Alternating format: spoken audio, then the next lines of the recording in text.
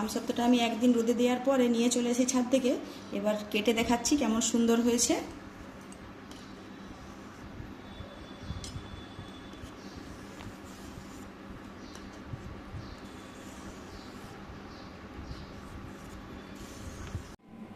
নমস্কার বন্ধুরা, সবাই কেমন আছেন? আশা করছি সবাই খুব ভালো আছেন। আমার চ্যানেলে সবাই স্বাগত। আবার চলে এসেছি আমি একটি নতুন রেসিপি নিয়ে। আমি আজকে এখানে বানিয়েছি বাড়িতে কাঁচা মিঠা আমের আমসত্ত্ব। দেখতেই পাচ্ছেন বন্ধুরা কত সুন্দর হয়েছে। এভাবে বাড়িতে আপনারাও খুব সুন্দরভাবে বানাতে পারেন, আর খেতে তো খুব সুন্দর হয়। বাড়িতে ছোট বড় সবার খুব পছন্দ হয় খেতে। তো এটা আমি কি করে বানালাম সেই রেসিপিটাই আপনাদের সাথে আজকে আমি শেয়ার করব। আপনারা আমার সঙ্গে থাকুন। আমগুলোকে প্রথমে এখানে আমি ধুয়ে পরিষ্কার করে নিয়েছি, আর যে বোখার দিকটা একটু বেশি করেই কেটে দিয়েছি, কারণ এই বোখার দিকটা না বেশি করে কেটে দিলে আঠালো ভাবটা থাকে, কেমন যেন লাগে, সেটা বাজে লাগে খেতে, সেই জন্য কেটে ফেলে দিয়েছি। তো এখানে আমি 500-র বেশি হবে এই আমটা, প্রায় 600-700 আম হবে নিয়েছি। এটাকে আমি এখন আমগুলোকে ভাপিয়ে নেব। কড়াই কিছুটা পরিমাণ জল দিয়ে দিয়েছি, দিয়ে একটা এরকম স্ট্যান্ড বসিয়ে দিচ্ছি। গ্যাস এখানে জ্বালিয়ে দিয়েছি, আমি একটা এরকম ছিদ্রযুক্ত থালা বসিয়ে দিয়েছি।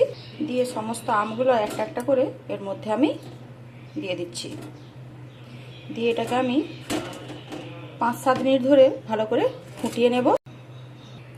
উপর থেকে আরেকটা কাঁচি আমি ঢাকা দিয়ে দিচ্ছি। ঢাকনাটা ঢাকা দিয়ে দিলাম।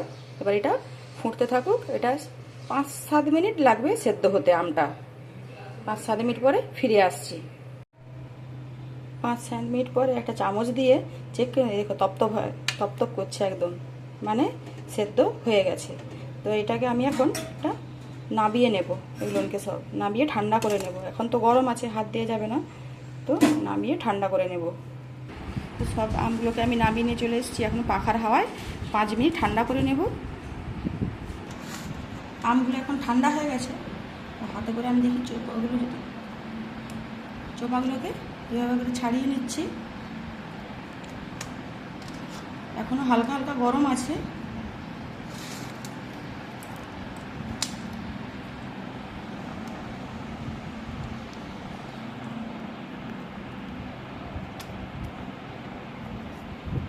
সব আমের চোপাগুলো এভাবে করে ছাড়িয়ে নিচ্ছি। এবার চামচের সাহায্য করে আমের পাল্পটাকে সব বের করে নিচ্ছি।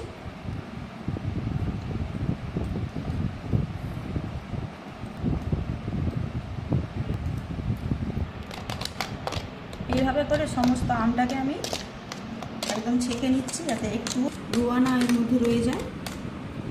নিচে দেখুন কত সুন্দর যে পড়েছে, একদম পরিষ্কার একদম। এভাবে করে নিচ্ছি। সবটাকে আমি ছেঁকে নিয়েছি। এতটা পরিমাণে যে বেরিয়েছে আমার একদম পরিষ্কার। তো এটাকে আমি এখন গরম করে নেব। তার আগে আমি একটা মশলা তৈরি করে নেব এটা দেওয়ার জন্য। কড়াতে দিয়ে দিচ্ছি 2-3টে শুকনো লঙ্কা, 1 চামচ গোটা ধনে, 1 চামচ গোটা জিরে, আর একটা এলাচকে আমি ফাটিয়ে দিয়ে দেব। এলাচটাকে ফাটিয়ে দিয়ে দিলাম। এখন এই সব কিছু মশলাকে আমি হালকা আঁচে ভালো করে একটু নেড়ে ছেড়ে ভাজা করে নেব। খেয়াল রাখতে হবে যেমন পুড়ে না যায়। হালকা আঁচে এভাবে নাড়াচাড়া করে একটু ভাজা করে নিতে হবে। সমস্ত মশলাটা আমার এখানে ভালো করে ভাজা হয়ে গিয়েছে। তো এটাকে আমি এখন একটা প্লেটে নামিয়ে নিচ্ছি। একটা প্লেটের মধ্যে সমস্ত মশলাটাকে নামিয়ে নিয়েছি, একটু ঠান্ডা করে গুঁড়ো করে নেব। ওই কড়াইটা আবার বসিয়ে দিয়েছি। সমস্ত আমের পাল্পটা দিয়ে দেব। একই সাথে দিয়ে দেব প্রায় 250 থেকে 300 গ্রাম মতো চিনি।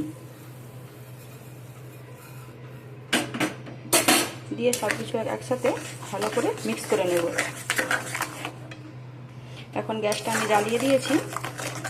দিয়ে ভালো করে সব কিছুকে মিক্স করে নিতে হবে। আর চিনিটা দেওয়ার ফলে এটা অনেকটাই পাতলা হয়ে যাবে।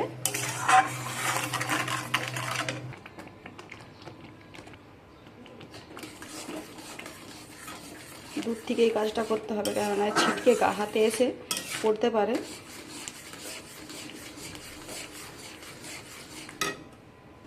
এখন এর মধ্যে দিয়ে দিচ্ছি হাফ চামচ বিট লবণ।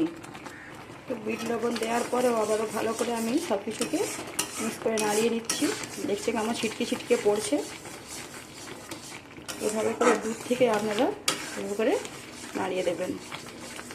মিনিট 4-5 ধরে এভাবে করে এটাকে এভাবে ঘুরিয়ে নিতে হবে।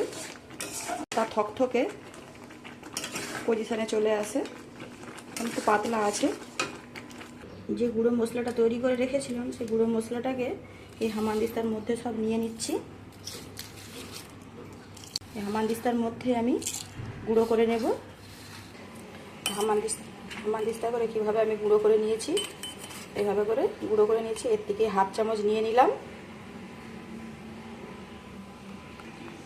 দিয়ে দিয়েছি। মশলাটা থেকে এত সুন্দর গন্ধ বেরোচ্ছে, দিয়ে সব কিছুকে ভালো করে আবারও মিক্স করে নিচ্ছি। আগের থেকে এটা অনেকটাই ঘন হয়ে গেছে, মোটা হয়ে গেছে, দেখতেই পাচ্ছেন। এর থেকে আর বেশি ঘন করার দরকার নেই। এবার এটাকে আমি নামিয়ে নেব। বন্ধুরা একবার হলো এভাবে করে বানিয়ে দেখবেন। কাঁচা পাকা আমের আমসত্ত্ব খুব সুন্দর হয় খেতে। বাড়িতে বানিয়ে রাখলে সবাই খেতে পছন্দ করবে। এখানে আমি একটা স্টিলের থালা নিয়ে নিয়েছি। রিফাইন্ড অয়েল আমি দিয়ে দিলাম। দিয়ে সমস্ত তেলটাকে হাতে করে এভাবে গোটা থালার মধ্যে মাখিয়ে নেব। তেলটা আমি মাখিয়ে নিয়েছি। গ্যাসটা আমি তো অফ করে দিয়েছি। এবার এটাকে আমি থালার মধ্যে তুলে নেব। সমস্তটাকে নামিয়ে নিয়েছি। এর মধ্যে যে দারচিনির যে টুকরোগুলো ছিল, এই দারচিনির টুকরোগুলোকে আমি এখন চামচে করে তুলে নেব।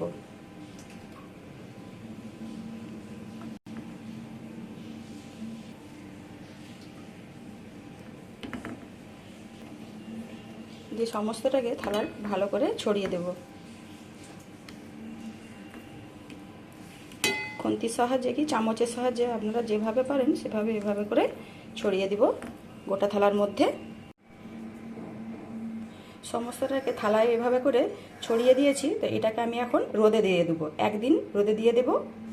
তো আমি চলুন রোদে দিয়ে আসি।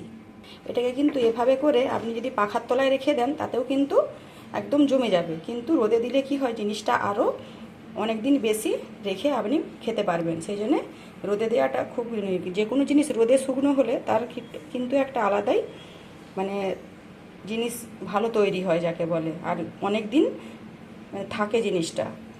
চলুন রোদে দিয়ে আসি। তো ছাদে এসে গেছি। এখানে আমি এটাকে রেখে দিলাম। রোদ একদম এখানে প্রচুর পরিমাণে লাগে, একদম বিকেল পর্যন্ত এটা এখন রোদে থাক। এখানে আপনাদেরকে কালকে দেখাবো যে এটা কি সুন্দরভাবে তৈরি হয়েছে। আমসত্ত্বটা আমি একদিন রোদে দেওয়ার পরে নিয়ে চলে এসেছি ছাদ থেকে। এবার কেটে দেখাচ্ছি কেমন সুন্দর হয়েছে।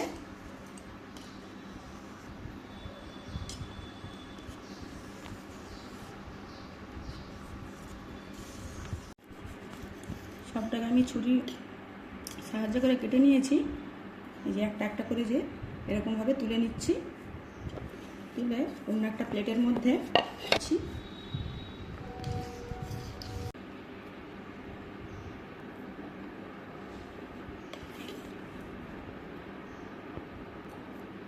আর এইভাবে ছোটো ছোটো করে টুকরো করে রাখলে ছোটো বাচ্চারাও খেতে খুব পছন্দ করবে।